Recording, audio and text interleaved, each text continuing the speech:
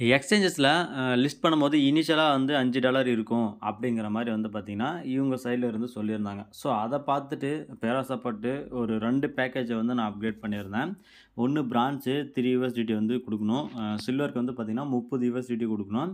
ஆனா இப்ப என்ன பண்ணியிருக்காங்கன்னா, கோல்டன் குடுத்துட்டு கிட்டத்தட்ட 11,000% நீங்க வந்து இன்கிரீஸ் பண்ணிக்கலாம். பூஸ்டர் ரேட்ட இன்கிரீஸ் பண்ணிக்கலாம்னு வந்து சொல்லியிருக்காங்க.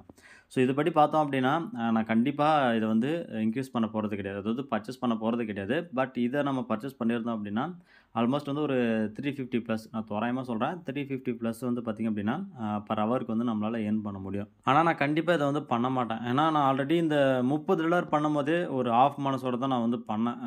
எப்புட்றா இதெல்லாம் அப்படிங்கிற மாரி தான் வந்து பார்த்தீங்கன்னா, நான் பண்ண அந்த வீடியோலயும் சொல்லியிருப்பேன். பட் இந்த $99 அப்படிங்கிறது முழுசாவே நான் வந்து பார்த்தீங்க அப்படின்னா, நான் வந்து பண்ணக்கூடாதுன்னு நெனச்சுட்டேன். உண்மைய சொல்லணும் அப்படின்னா என்கிட்ட பணமும் இல்ல. ஒருவேள பணம் இருந்தாலுமே நான் வந்து இத பண்ண மாட்டேன். நீங்க இத பண்ணணுமா அப்படின்னு கேட்டீங்கன்னா, கண்டிப்பா இது உங்களுடைய சாய்ஸு. உங்களுடைய சாய்ஸ் அப்படிங்கிறது வந்து பார்த்தீங்க அப்படின்னா, இவன் ரெஃபரல் கமிஷனுக்காக சொல்றான் அப்படின்னு நெனைக்காதீங்க. ஏன்னா F1 பண்ணீங்கன்னா $33, F2 பண்ணீங்கன்னா $16.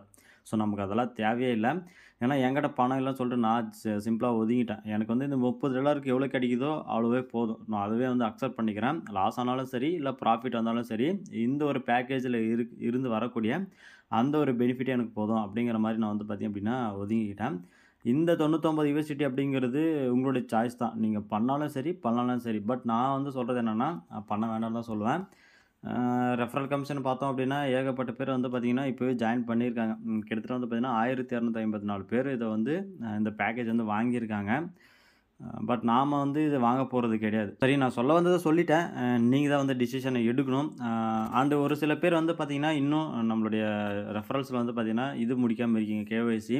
ஸோ ஜஸ்ட் கேஒய்சியாச்சும் முடிச்சு வைங்க.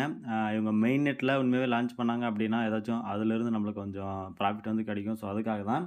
தேங்க்ஸ் ஃபார் வாட்சிங்.